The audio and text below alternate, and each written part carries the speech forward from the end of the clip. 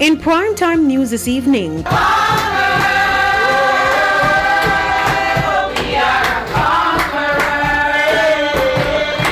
classes disrupted in schools across the country as teachers protest against compensation package. People's National Party PNP takes objection to the postponement of local government elections to the streets.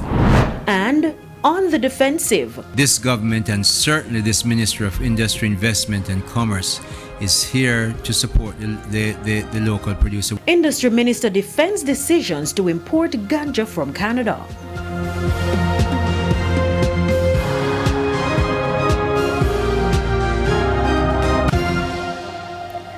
Good evening and welcome to Primetime News. We're on air and online at onespotmedia.com. I'm Giovanni Dennis. And I'm Janella Precious with a preview of what's to come in business news. Here's Andrea Chisholm.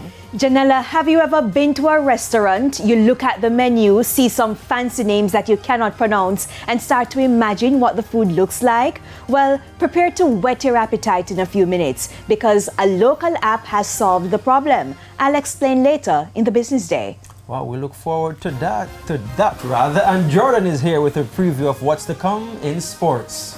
Well, no fancy restaurants over here, Gio, but the question is, who is in charge of the affiliates list ahead of the Jamaica Table Tennis Association's elections? That question seems to be proving too tough for even the president of the Jamaica Table Tennis Association himself.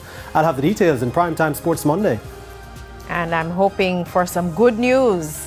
Romain is here with a preview of what's to come in the weather report. Thanks so much, Janelle. Now, there is some good news, but it depends on where you are across the island. We are expecting an increase in showers across sections of the east tomorrow, as well as some sections of the west on Wednesday, but we'll tell you more later.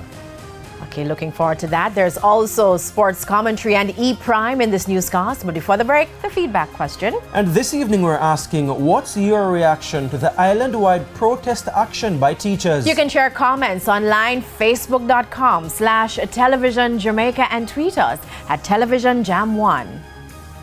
Stay with us. Primetime News returns right after this break.